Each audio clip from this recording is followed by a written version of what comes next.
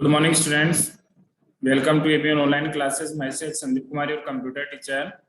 Let's start today computer science class. Student, in last class we have studied first pivot function. After that we have studied pivot table. After that we have studied replacing the missing values, finding the missing values in Python in data frame. Today we study important export data between pandas and SQL. क्या होता है students कि हमारे पास हर बार क्या होता है हम data को टाइप नहीं कर सकते टेक्स्ट फाइल में, या हर बार हम क्या कर सकते हैं न्यू डेटा को टाइप करने में हमें बहुत सारी प्रॉब्लम्स होती है। तो हम क्या करते हैं, कुछ डेटा होते हैं जो हमारे डेटाबेस में सेव होते हैं। डेटाबेस से हमने फर्स्ट चैप्टर में पढ़ा था कि collection of information, collection of files, collection of records होता है। तो हमने पहले से हमारे डाटाबेस में कुछ रिकॉर्ड्स क्रिएट कर रखे हैं। उन रिकॉर्ड्स में हमें कुछ ऑपरेशन परफॉर्म करने या हमें कुछ हमारे ऐसे इंपॉर्टेंट डेटा हैं जिनको हमें हमारी डाटाबेस में सेव करना है। तो उसके लिए हम लोग क्या करेंगे, डेटा को इंपोर्ट और एक्सपोर्ट करेंगे बिटवीन पेंडास और MySQL। तो आज स्टार्ट करते हैं import and export of data between pandas and MySQL। We have directly entered data and created a data frame and learned how to analyze data in the data frame। अभी तक जो हम लोगों ने प्रोसीजर स्टडी किया है उस procedure में क्या था कि हम लोग क्या करते हैं, पहले डाटा डायरेक्टली हम क्या करें, एक एरे बना रहे हैं, उस एरे को फिर हम डेटा फ्रेम में कन्वर्ट कर रहे हैं। डेटा फ्रेम में कन्वर्ट करने के बाद में उस एरे पे हम लोग क्या करें, ऑपरेशन परफॉर्म कर रहे हैं। यानी हम जो डाटा फ्रेम बना रहे हैं उस डेटा फ्रेम पे हम different types of operation perform कर रहे हैं। In actual scenario, data need not to be typed or copy paste every time। यानी क्या होता है कि जब हम रियल टाइम पे वर्क करते हैं, जब हमारे किसी कंपनी या किसी ऑर्गेनाइजेशन में जब हम काम कर रहे हैं, तो वहाँ पे क्या होता है कि हर समय क्या होता है, डेटा को टाइप या कॉपी पेस्ट नहीं किया जा सकता। वहाँ पे क्या होता है, कुछ डेटा ऑलरेडी होते हैं जो उनके डेटाबेस या सर्वर में से होते हैं, उनको वहाँ से इंपोर्ट करके उनको हम यूज में ले सकते हैं। Whether data is available most of time in a file, text और CSV फाइल। हम लोगों ने लास्ट चैप्टर में स्टडी किया था कि CSV फाइल क्या होती है। हम क्या करते हैं, एक्सेल की फाइल बनाते हैं, एक्सेल की फाइल में अपने डेटा को टाइप करके उसको .csv एक्सटेंशन के थ्रू क्या करते हैं, सेव कर देंगे, तो वो हमारी क्या हो जाएगी, CSV फाइल हो जाएगी। In real world scenario, we will be required to bring data directly from a database and load to a data frame। यानी क्या होता है कि हमें डायरेक्टली क्या होंगे, डेटाबेस से डेटा को कहाँ लाना होता है, अपनी डेटा फ्रेम में, यानी पेंडास लैंग्वेज में, पाइथन लैंग्वेज में हमें उनको क्या करना होगा, इंपोर्ट करना होगा। We will require to store data back to database. After that क्या होता है कि हमें डेटा को वापस क्या करना होगा, डेटाबेस में स्टोर करना होगा। तो डेटा को डेटाबेस से डेटा फ्रेम में इंपोर्ट करना होता है, इंपोर्ट ऑफ डेटा, और डेटा को डेटा फ्रेम से वापस डेटाबेस में सेव करना होता है, export of data. Data from data frame can be read from and return to MySQL database. यानी हम क्या कर सकते हैं, जो हमारा SQL डेटाबेस है उस SQL डेटाबेस से डेटा को डायरेक्टली हम क्या करेंगे, इंपोर्ट कर लेंगे अपनी पाइथन लैंग्वेज में, और उन पे रीड और राइट ऑपरेशन हम परफॉर्म कर सकते हैं। To this a connection is required with MySQL database using the PMySQL database driver. यानी क्या होगा कि जब आप MySQL सर्वर से या SQL सर्वर से जब आप डेटा को अपनी पाइथन लैंग्वेज में इंपोर्ट करना चाहोगे, उस कंडीशन में सबसे पहले आपको क्या करना होगा, उस SQL सर्वर और आपकी पाइथन लैंग्वेज के बीच में कनेक्शन एस्टैब्लिश करना होगा, जिससे क्या होता है, हमारा डेटा है वो इंपोर्ट और एक्सपोर्ट का प्रोसीजर स्टार्ट हो सके। तो डेटा को MySQL के साथ में, डेटा फ्रेम को MySQL के साथ में कनेक्ट करने के लिए हमें क्या करना होगा, PyMySQL डेटाबेस ड्राइवर को हमें इंस्टॉल करना होगा।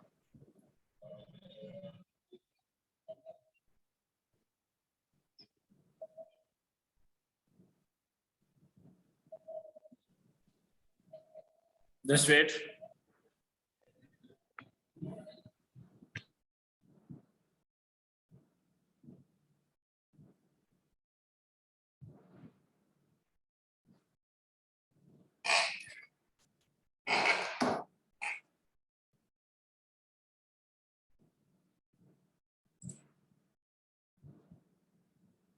ओके स्टूडेंट, तो हमें क्या करना होगा, उस डेटाबेस को डायरेक्टली क्या करना होगा, इंपोर्ट करना होगा। तो इंपोर्ट करने के लिए हम क्या करेंगे, उसका MySQL के साथ में कनेक्शन स्टैब्लिश करेंगे। उस कनेक्शन को स्टैब्लिश करने के लिए हमें क्या करना होगा, PyMySQL डेटाबेस के लिए ड्राइवर है वो इंस्टॉल करने होंगे। And for this driver should be install in the Python environment using the following command. इस ड्राइवर को इंस्टॉल करने के लिए हम लोग क्या करेंगे, पाइथन लैंग्वेज में कमांड टाइप करेंगे, that is pip install PyMySQL driver होगा। PyMySQL ड्राइवर, py का मीनिंग होता है पाइथन, MySQL ड्राइवर होगा, वो इंस्टॉल करेंगे। इंस्टॉल करने के बाद में क्या होगा, पाइथन लैंग्वेज का MySQL के साथ क्या हो जाएगा, कनेक्शन एस्टैब्लिश हो जाएगा।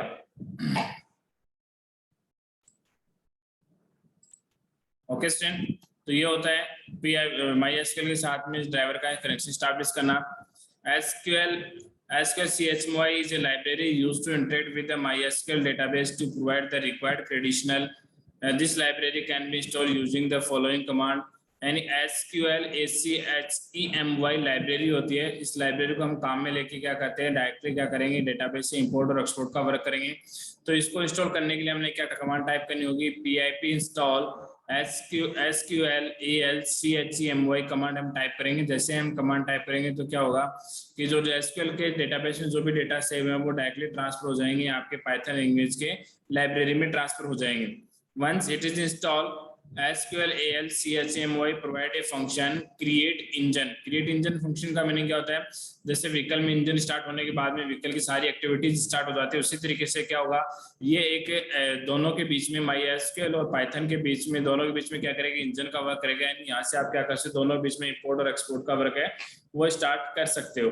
Okay student, that enables this connection to be established. The string inside the function is known as connection string। और जो हम इस फंक्शन के पैरामीटर के रूप में जो भी पास करेंगे, जो भी पैरामीटर के रूप में पास करेंगे वो क्या होगा, उसके कनेक्शन स्ट्रिंग होगा। यानी वो दोनों के बीच में कनेक्शन स्टैब्लिश करने का कार्य करती है। The connection string is composed of multiple parameters। The connection string is composed of multiple parameters like the name of database with which we want to establish the connection, username, password, host, port number and finally the name of database। यानी क्या होगा, the connection string में क्या क्या चीजें contain करती हैं, पहले कंटेन करेगी the connection यानी नेम ऑफ डेटाबेस, उस डेटाबेस का नाम होगा जिसके साथ हम कनेक्शन बनाना चाहते हैं। फिर उसके बाद में यूजर नेम और पासवर्ड होगा। यानी डेटाबेस पे हर पर्सन को काम करने की परमिशन नहीं होती है, तो डेटाबेस पे हमें क्या करने होते हैं, यूजर बनाने होते हैं। जो हमारे पास यूजर होगा उसका यूजर नेम और पासवर्ड टाइप करेंगे तो उसकी आइडेंटिटी को ऑथेंटिकेट किया जाएगा, उसकी आइडेंटिटी को वेरीफाई किया जाएगा। होस्ट का नेम होगा, पोर्ट नंबर होंगे, पोर्ट नंबर ऑटोमेटिकली डिसाइड होते हैं वो सर्वर के द्वारा होंगे। And finally the name of database, उस डेटाबेस का नाम जिसके साथ आप कनेक्शन स्टैब्लिश कर रहे हो। And this function return the engine object based on the connection string. और जो आपका यहाँ से कनेक्शन स्टैब्लिश होगा उस कनेक्शन स्ट्रिंग के आधार पे क्या होगा, and this function return the engine object based on the connection string. उस कनेक्शन स्ट्रिंग के आधार पे क्या होगा कि ये सारा जो एक ऑब्जेक्ट क्रिएट होगा वो ऑब्जेक्ट क्या करेगा, दोनों के बीच में पेंडास के बीच, पेंडास और MySQL सर्वर के बीच में कनेक्शन स्टैब्लिश करेगा। The syntax for the same is discussed below. इसका सिंटैक्स क्या होता है, engine equal to create engine driver :/ user name :/ host। ये तो क्या होता है कि आपका MySQL में जो यूजर नेम है और उसका यूजर नेम को ऑथेंटिकेट किया जाएगा बाय यूजिंग पासवर्ड। तो ड्राइवर :/ फिर हम यूजर नेम टाइप करेंगे, फिर हम कोलन लगा के उसका पासवर्ड टाइप करेंगे @ होस्ट का मीनिंग हो गया ये होते हैं MySQL सर्वर पे। फिर हम colon port name of the database, उस डेटाबेस का पोर्ट नेम जहां से हम कनेक्शन स्टैब्लिश करें, जिससे हम क्या हो रहे हैं, कनेक्टेड हो रहे हैं, और इंडेक्स इक्वल टू फॉल्स। ठीक है, अब इसके में जो भी वर्ड हम काम में का मीनिंग क्या होता है, वेयर ड्राइवर इक्वल टू क्या होता है, ड्राइवर का मीनिंग होता है MySQL प्लस py MySQL। यानी ड्राइवर का मीनिंग हो गया है कि आपका MySQL जो SQL का सर्वर है प्लस py MySQL आपका पाइथन का जो सर्वर है, उन दोनों के बीच में कनेक्शन स्टैब्लिश होता है, तो उसको हम बोलते हैं शॉर्ट फॉर्म में ड्राइवर। उसके बाद में सेकंड वर्ड आया था user name. User name of the MySQL normally it is a root. यानी यूजर नेम का जो MySQL का जो डिफॉल्ट यूजर नेम होता है वो रूट होता है, और जो डिफॉल्ट पासवर्ड होता है वो भी रूट ही होता है। तो डिफॉल्ट यूजर नेम होता है रूट। अगर आपने यूजर बना रखे हैं, आपने यूजर क्रिएट कर रखे हैं वहां पे, तो आप यहाँ पे यूजर का नाम भी टाइप कर सकते हो। पासवर्ड ऑफ द MySQL, आपने अपनी MySQL लैंग्वेज जो आपने अपने सिस्टम इंस्टॉल कर रखे, उसमें आपने क्या पासवर्ड लगा रखे, वो पासवर्ड आपको यहाँ से टाइप करना है। या आपने उसमें यूजर नेम बना रखे, तो इस यूजर नेम को आपने क्या पासवर्ड प्रोवाइड किया, वो पासवर्ड यहाँ से आप इसको टाइप कर सकते हो। उसके बाद में port, usually we connect to local host with port number. वो पोर्ट नंबर होगा जिससे लोकल होस्ट कनेक्ट होगा। 3306 का होता है उसका डिफॉल्ट है पोर्ट नंबर होता है, जिससे दोनों के बीच में MySQL और पाइथन के बीच में क्या होगा, कनेक्शन स्टैब्लिश होगा। नेम ऑफ द डेटाबेस, उस डेटाबेस का नाम होगा जिससे आप क्या कर रहे हो, कनेक्शन स्टैब्लिश कर रहे हो। Okay, in the following subsection importing and exporting data between Pandas and MySQL application are class car showroom and the table inventory created in the chapter first of this book. यानी first chapter में हम लोगों ने study किया था, हमने दो table बनाई थी, एक तो कार शोरूम और एक इन्वेंटरी टेबल बनाई थी। तो हमारे पास में देखो ये टेबल है, इस टेबल को हमने डायरेक्टली क्या कर लिया, पाइथन से सॉरी एसक्यूएल से पाइथन में इसको क्या कर लिया हम लोगों ने, इंपोर्ट कर लिया। ये होता है हमारा import and export procedure. Okay, next है importing data from MySQL to Pandas. अब हम क्या करेंगे, माईएसक्यूएल से पेंडास में डेटा को कैसे इंपोर्ट करते हैं उसके लिए स्टडी करते हैं। Importing data from MySQL to Pandas basically refer to the process of reading a table from MySQL database and locating it. यानी क्या कहें, Importing data from MySQL to Pandas, data को MySQL से Pandas में import करना क्या होता है, basically refer to the process of reading a table from MySQL database। यानी इसका मीनिंग क्या होता है कि MySQL database जो टेबल से है उसको रीड करना और load it into A pandas data frame, और उसको पेंडा डेटा फ्रेम में क्या करना है, लोड करना है। After establishing the connection in order to fetch data from the table of the database we have the following three function। यानी आप डेटाबेस से टेबल्स को कैसे फेच करोगे उसके लिए आपके पास थ्री फंक्शन होंगे। पहला फंक्शन होगा pandas डॉट रीड, पहला फंक्शन होगा pandas dot read, pandas dot read underscore SQL underscore query, bracket में पैरामीटर के रूप में होंगे query comma SQL connection. It is used to read an SQL query into a data frame using the connection identifier, a connection SQL connection written from the create engine। यानी क्या होता है, इस कमांड के थ्रू हम लोग क्या कर सकते हैं, जो SQL में आपने क्वेरी परफॉर्म की है, क्वेरी का मतलब जो आपने क्वेश्चन आंसर परफॉर्म किए हैं, क्वेश्चन आंसर को डायरेक्टली आप क्या कर सकते हो, अपनी पेंडास लाइब्रेरी में या पेंडास में डायरेक्टली उसको एक्सेस कर सकते हो। पहला स्टेटमेंट होता है जो क्या करेगा, क्वेरी को एक्सेस करने के लिए काम में लिया जाता है। सेकंड होता है pandas dot read SQL underscore table, parameter के रूप में होता है table name comma SQL connection. It is used to read an SQL table, it is used to read an SQL table name into a data frame using the connection identifier, connection का name होगा SQL connection. यानी इसको हम काम में लेते हैं किसी टेबल को। सेकंड स्टेटमेंट होगा जो डायरेक्टली क्या करेगा, एसक्यूएल डेटाबेस में से टेबल को इंपोर्ट करके उसको रीड करने के लिए काम में लिया जाता है। तो it is used to read an SQL table, इसको हम काम में लेते हैं एसक्यूएल टेबल को रीड करने के लिए इनटू ए डेटा फ्रेम में using the connection name, using the connection identifier का मतलब होगा जो कनेक्शन पोर्ट नंबर होगा उसके थ्रू हम क्या करेंगे, उसको आइडेंटिफाई करेंगे। थर्ड स्टेटमेंट होता है pandas dot read underscore SQL comma SQL connection, it is used to read either an SQL query or an SQL table। जो थर्ड स्टेटमेंट है उसका दोनों को काम में ले, थर्ड स्टेटमेंट को हम SQL query और SQL table दोनों को एक साथ रीड करने के लिए काम में ले सकते हैं into a data frame using the connection identifier। Connection identifier का मतलब होगा SQL कनेक्शन में पोर्ट नंबर के थ्रू हम क्या करेंगे, उसको आइडेंटिफाई करेंगे। तो ये होता है importing data from pandas MySQL to pandas। Next हम स्टडी करते हैं exporting data from pandas to MySQL। अब क्या करेंगे, पेंडास से MySQL में हम डेटा कैसे ट्रांसफर करेंगे, तो इसके लिए करेंगे exporting data from pandas to MySQL basically refers to the process of writing a pandas data frame to a table of MySQL database. यानी इसका मीनिंग क्या होता है कि पेंडास में जो आपने टेबल क्रिएट किए है उस टेबल को आपको MySQL सर्वर में स्टोर करना है, MySQL सर्वर में सेव करना है। ये होता है exporting data from pandas to MySQL। For this purpose we have the following function. इसके लिए कौन सा फंक्शन काम में लिया जाएगा, तो इसके लिए फंक्शन होता है pandas dot data frame,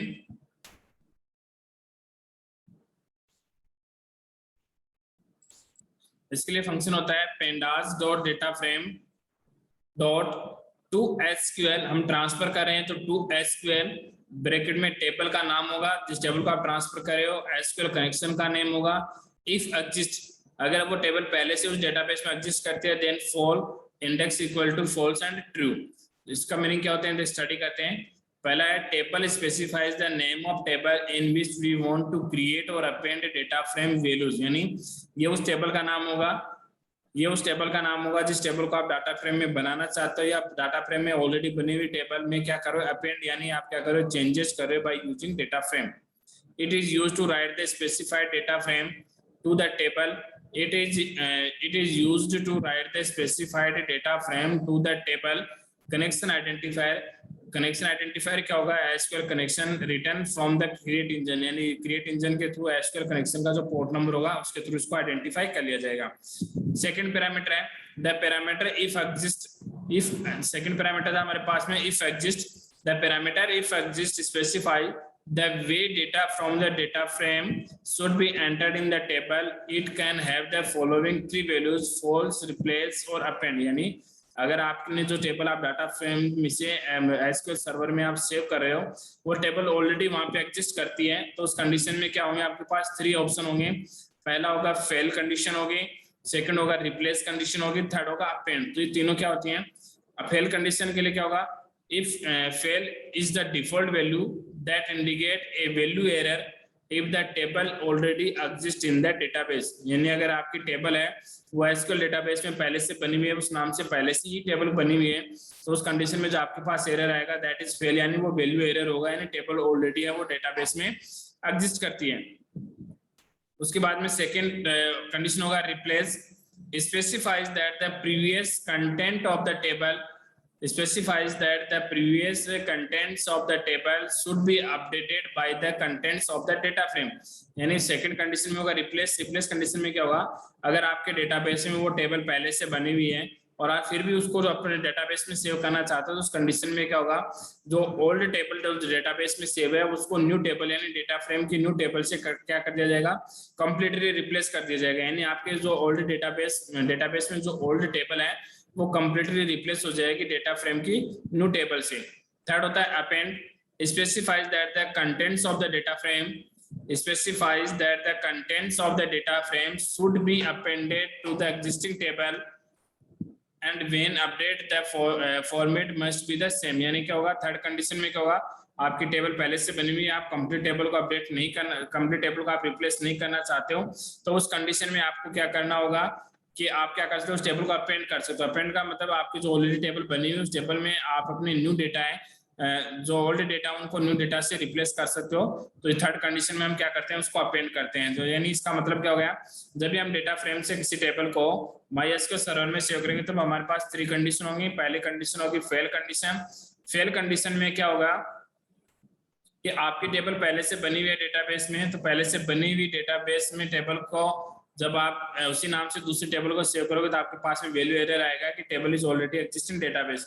second condition में क्या होगा कि आप उस टेबल को अगर आप उसमें सेव करना ही चाहते हो तो उस कंडीशन में क्या होगा, उस टेबल को रिप्लेस हो जाएगी, यानी ओल्ड टेबल है वो न्यू टेबल से कंप्लीटली रिप्लेस हो जाएगी। थर्ड कंडीशन में क्या होगा कि आप उस टेबल को रिप्लेस नहीं करना चाहते, बस उस टेबल में से कुछ ही डेटा है जिनको आप क्या करना है, आपको चेंज करना है, तो आप क्या कर सकते हो, उस टेबल पे अपेंड ऑपरेशन है वो अप्लाई कर सकते हो। ओके स्टूडेंट, तो ये हमारे पास प्रोसीजर था। लास्ट है index. By default index is true means data frame index will be copied to MySQL। ये आपकी by default है, इंडेक्स की वैल्यू by default true होती है, नहीं जब आप इंडेक्स डिफाइन नहीं करते उस कंडीशन में उसकी वैल्यू क्या होगी, ट्रू होगी। तो उस कंडीशन में क्या होगा कि इसका मीनिंग क्या होता है कि data frame index will be copied to MySQL table, यानी आपके डेटाबेस के जो इंडेक्स है, इंडेक्स का मतलब होगा रो लेवल कॉलम लेवल है, उनको कॉपी किया जा रहा है किसमें, MySQL टेबल में। If false then it will ignore the data frame indexing. अगर ये इंडेक्स इक्वल टू फॉल्स होगा तो इसका मतलब होगा जो आपकी डेटा फ्रेम की जो इंडेक्स है यानी रो लेवल और कॉलम लेवल है उनको रिप्लेस नहीं किया, उनको कॉपी नहीं किया जाएगा, बल्कि उसकी सिर्फ डेटा को ही टेबल में क्या किया जाएगा, कॉपी किया जाएगा। तो ये होता है इंपोर्टिंग एक्सपोर्टिंग डेटा इन डेटा फ्रेम। तो ये हमारा चैप्टर है वो थर्ड कंप्लीट हो चुका है। इन नेक्स्ट क्लास हम लोग क्या करेंगे, चैप्टर नंबर 4 को स्टार्ट करेंगे और मे भी ट्राई करेंगे कि थर्ड नंबर चैप्टर का हम प्रैक्टिकली परफॉर्म करें। Okay okay student, just wait.